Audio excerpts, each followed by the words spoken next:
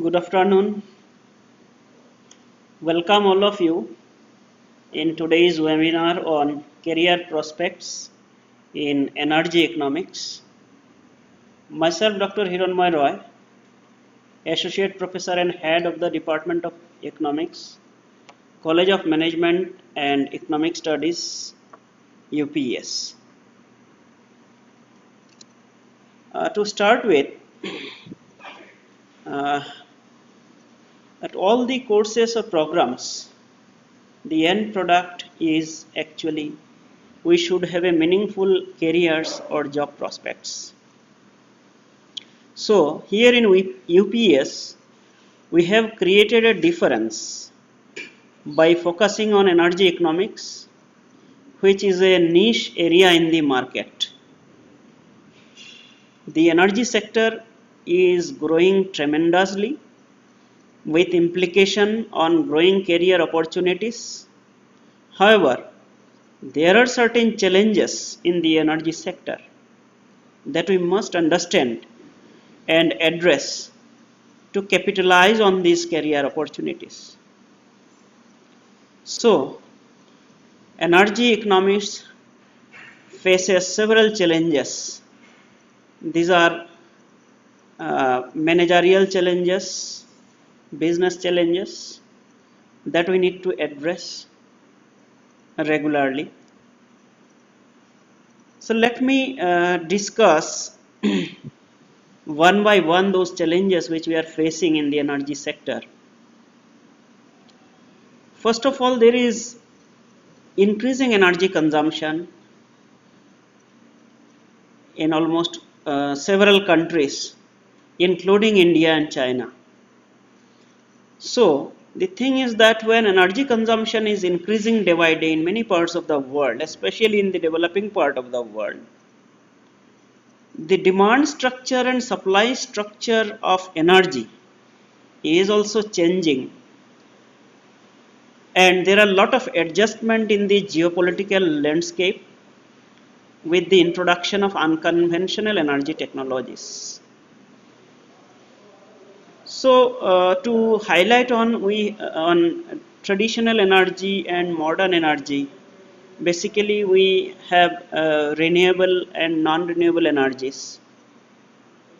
So non-renewable energies, which are traditional energy, and renewable, which are modern energy, and the technology for both these are different. So as the demand pattern and the supply pattern changes, naturally there will be a change in the technology as well as we switch from one source to the other or a mix of different sources. There are also challenges with respect to climate change and low carbon emissions. As we produce and sell and consuming more and more energy, there are a lot of implication on the climate change and CO2 emission, carbon emissions. We have now at the global level certain policies like COP22, which is a very important policy for all the nations to be followed. I mean, member nations, most of the countries are the member nations. So we energy economists are also facing climate change challenges. Then we have energy efficiency, which is a very important area in the energy consumption and energy business and energy production. Because energy efficiency helps us to save energy and thereby optimize the energy consumption and energy use. Now, these optimization will not automatically can be achieved. There are a lot many understanding, calculations, etc. needed, both at the technical sides as well as at the managerial side by the economists. So this is a challenge for us. Then we have challenges like developing new unconventional technologies. Now energy production, consumption, etc. are changing from traditional to the modern, wherein we are focusing more on renewable energy. So accordingly, The technology is also changing rapidly. So how we address all those challenges?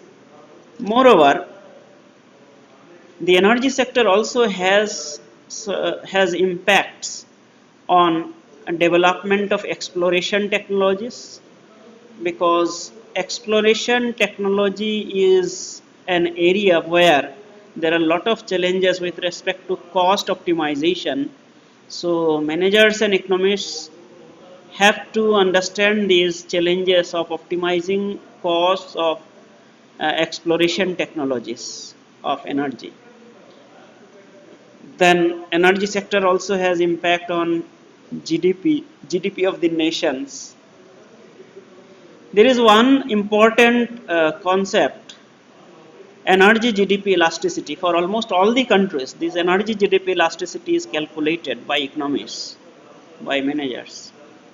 Now this is a measure which very importantly shows at what level of development an economy or a country is achieving with respect to certain amount of energy consumption. This is what is the energy GDP elasticity. So energy has an implication on the GDP. It also has implication on the price level, that is inflation, because energy is a basic input for transportation for almost all the sectors.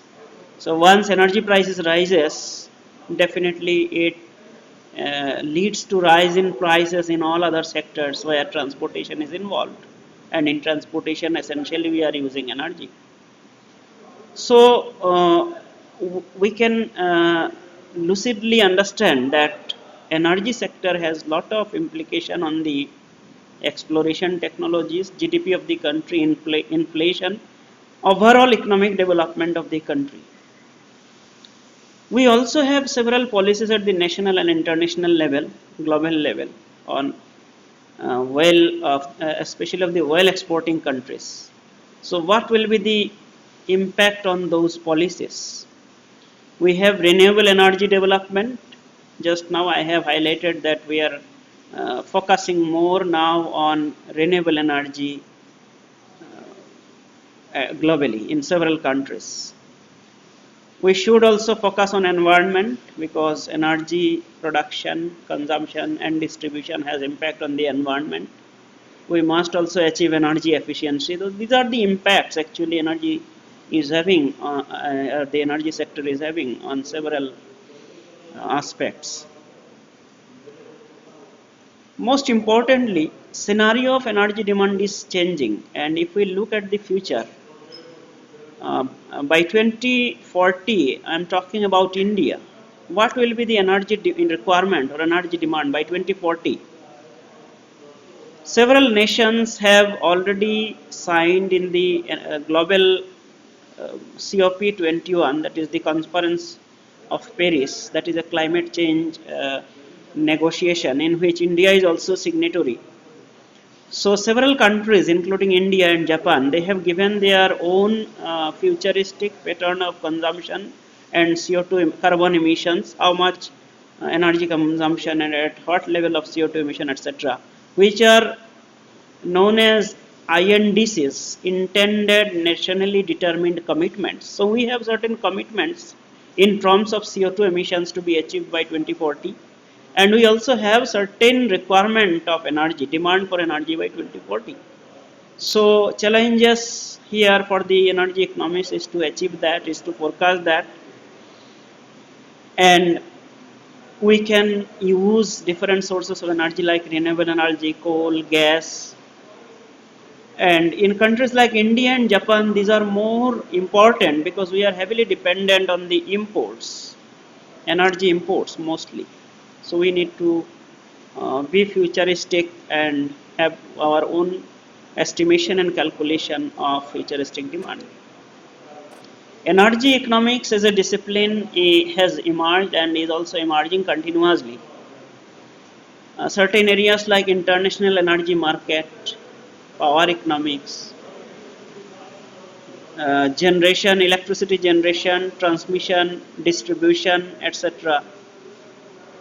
Then economics of petroleum products, renewable energy economics, These are all emerging areas of energy economics where we need actually a specialized skill set to understand, analyze, and make a decision, business decision on those areas where role of energy managers and energy economists are very very important. So we can say careers are also growing in these areas. Then we have energy pricing. It is very challenging to optimize the price of energy. So determining the optimal price for economists is really a challenging task, which is a very important emerging discipline. Then we have energy modeling.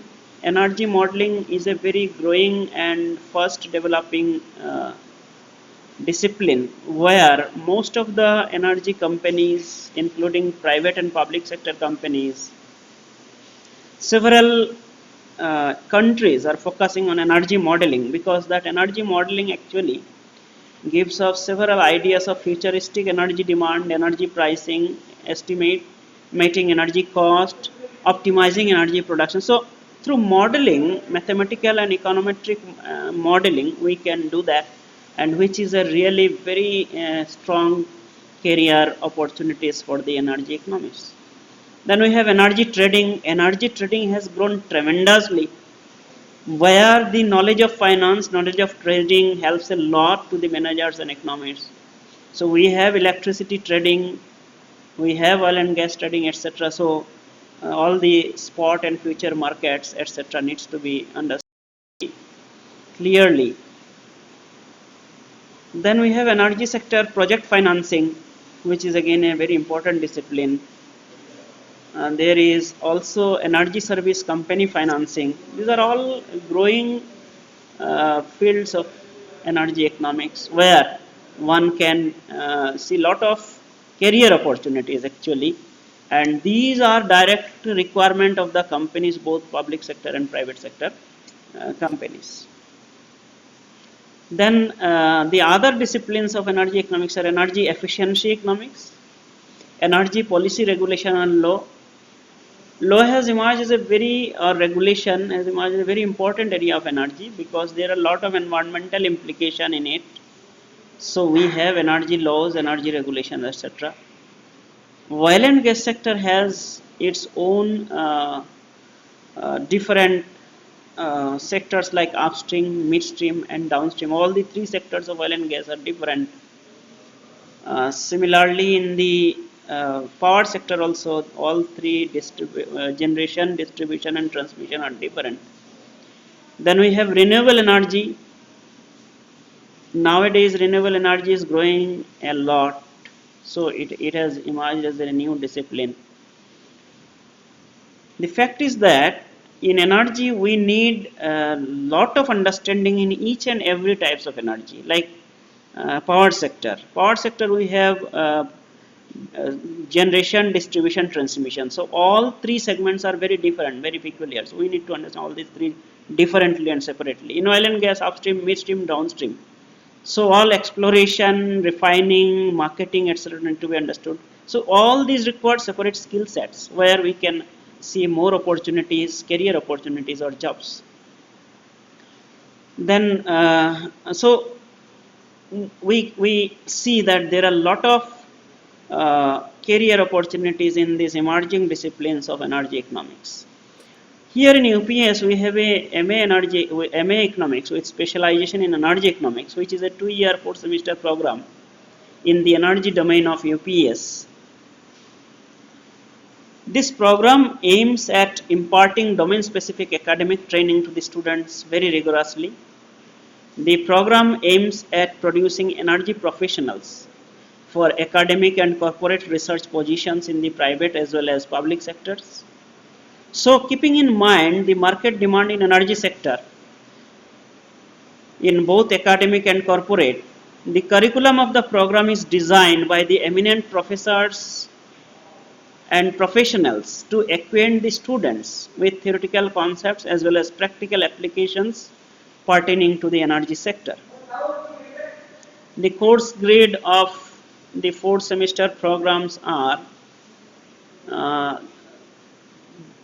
these are the course grade. So we have a 4 semester program wherein in the very first semester we are teaching the all basic papers of economics like microeconomics, macroeconomics, quantitative methods in economics, research methodology and advanced statistics, financial statement analysis, executive and business communication, and we have a very uh, one general energy paper, that is understanding energy sector. Whereas in second semester and third semester, we are heavily loaded with energy sector related or energy related papers. These are uh, power sector economics, techno economics of energy system, energy pricing, etc., along with econometrics, econometrics modeling and lab, international economics, public finance. In the third semester, we have a very strong focus on energy sector. The core papers are international energy markets and commercial framework, energy sector law, regulation and governance, energy sector project financing, energy trading markets and risk management, business modeling in energy sector. Then we have open elective as well as program elective. I'll show you the open elective in my next slides. We have program and also the program electives. Here are 2 program electives we are offering, that is green economics and geopolitics of energy. In the 4th semester, we have a very less number of papers which are renewable energy and energy efficiency economics, strategic analysis, energy and climate change model building and simulation, and dissertation. Now, in 4th semester, we have very less number of papers. Reason being, by the end of the 3rd semester, most of our students join industry and they have a very less time for pursuing their 4th semester. So number of papers we have kept very less in 4th semester. The program electives are techno-economics of energy system, energy pricing, green economics, geopolitics of energy, and open electives we are offering in the areas of accounts and finance, HR and OB, marketing, QT and RM, and strategic management. Admission criteria for this program is minimum 50% marks at 10th and 12th. Then requirement is BCom or BA Economics Honors, BSc with Economics, Statistics, Mathematics, or BTech with minimum 50% marks from a recognized university. Students who have done their statistics or mathematics with minimum 50% marks at graduation level from a recognized university can also apply for this program. We have online test followed by personal interview for admission process. Then we have summer internship and industrial tours in this program of MA Energy Economics. Several companies where our students have gone, this is our 3rd batch going on. So 2014 we have started. So last few batches, 2-3 batches, where they have gone for summer internship and industrial tour. The companies where they have gone for summer internships are Central Electricity Regulatory Commission. This is a central government organization. Then TERI, Market Insights Consultancy, Grandview Research, Institute of Economic Growth. These are the institutes where they have gone for summer internship, the first batch. And they have gone for industrial tour in Reliance Industries Limited, JNPT, Jawaharlal Nehru Port Trust, Reliance Infrastructure Limited, etc. Second batch summer internship, they have done their summer internship in CSC, Kolkata, TERI, CARTS International. CARTS International is very renowned and very known international consulting firm on energy. Then UREDA, Central Electricity Authority, Grandview Research, Bureau of Energy Efficiency, etc. Third batch have gone for their, just now they have joined summer internship. They will be coming back by the first week of August. They are pursuing their summer internship in CESC Kolkata, Avalon Clean Energy, Central Electricity Regulation, Central Electricity Regulatory Commission, and Infraline Energy. So these are the organizations where they are pursuing their internship, and it is very interesting to know that few of our students have got internship stipend, rupees 7,000 given by Infraline Energy Noida, and Frontier Markets in Jaipur is providing rupees 7,000 and stipend. Then industrial tour of the last batch, they have gone to Charanka Solar Power Project in Gujarat, Adani Power Plant, and then Adani Hazira Port Private. These are the three places where they have gone for their industrial tour, the third batch. We have a very good student projects. Students are engaged in several projects given during their master's program, 4 semester program. These projects actually help students to consolidate their skill set, and these projects also have implications for placements. So these are the list of the projects that first batch students have pursued. Then we have student project by the second batch. These are the list. I am not going by the details of all the projects, because within this limited time it is not possible for me to highlight all these projects. However, what I can say that our students are doing very ambitious and good projects, both in-house and external, and they are also working along with other international and national research and consulting organizations like third batch students. They have worked in the projects of Niti Aayog, European Commission, Institute of Energy Economics Japan, Solar Energy Corporation of India, Ministry of Power, World Bank, then Small and Medium Industries Development, SIDBI, Inian Limited. Inian is a very famous UK based firm. So these are list of the organizations, national and international, mostly international organizations with which our students have done their projects. And these projects really giving much better exposure to the students to develop their skill set, and which has got larger implication for their employability in several consulting and research firms and organizations. Placement records of the first batch. Our first batch, 2014-16 batch, they are 100% well placed.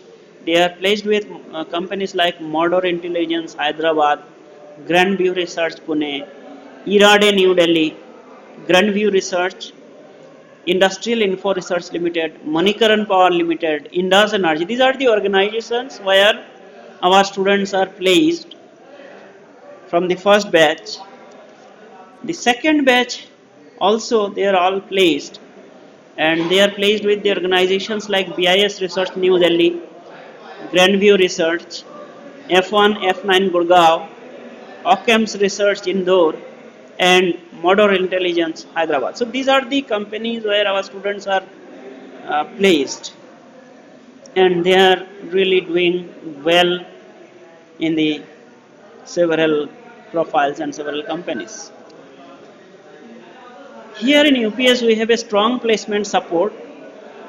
We have an extensive, we provide extensive support and exposures, various trainings including industry visits and personality enhancement training capsules, etc. to the students to improve their employability skills on a regular basis, which is a regular practice in UPS. Besides, we have econometrics lab, which is a major support for enhancing quantitative and analytical skills of our energy economics students. We also have dedicated placement cell which is functioning well towards this end. We have a Center for Excellence in Energy Economics Research, CER, The main objectives of the Center for Energy Excellence is uh, to have research and consultancy projects as well as several advocacy and training programs on energy related areas.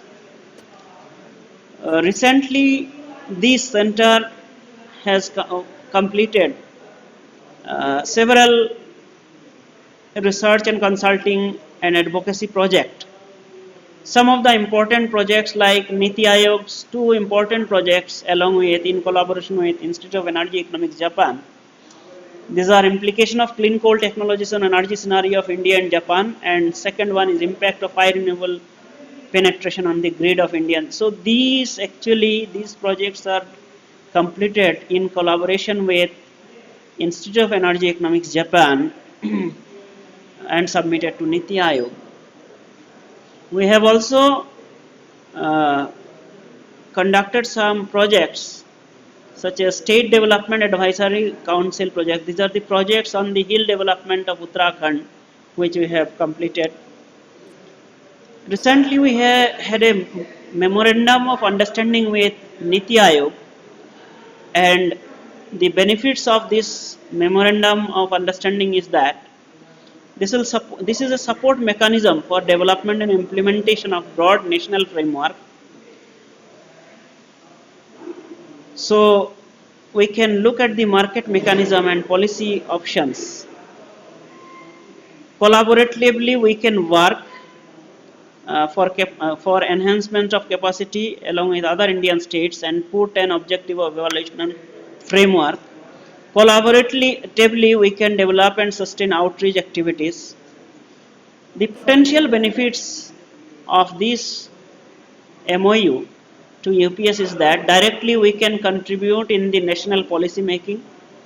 We are in the network of international agencies like International Energy Agency, Institute of Energy Economics Japan, LBNL, USAID, etc. We can also improve our credibility for raising funds for research and development activities, and other stakeholders such as accreditation bodies, ministries, embassies, and other departments of Government of India with whom we can work. We are the only higher education in India which is partnering with Niti Ayog, which is a remarkable achievement. And this provides opportunities to develop interdisciplinary research and outreach capabilities among all other colleges, engineering, law and management colleges. This will also offer prospects for faculty members and students.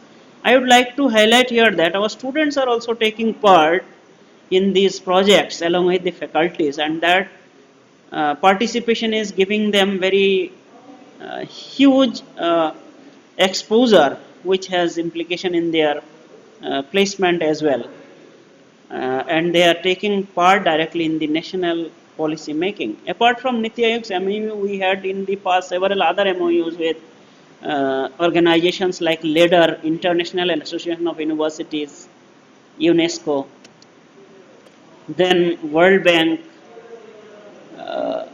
These are some of the funded projects that we have done previously, funded by World Bank, SIDB, then MNRE, Ministry of New and Renewable Energy, then certain organizations like EDM Spain, which is a very ambitious project that we have done. Then certain other organizations like UJVNL Limited, CESC. So these are several organizations who have given us consultancy, research and advocacy project that we have done previously. We have also signed MOU with SIDCOL, which is an industrial organization here in Uttarakhand, etc. So I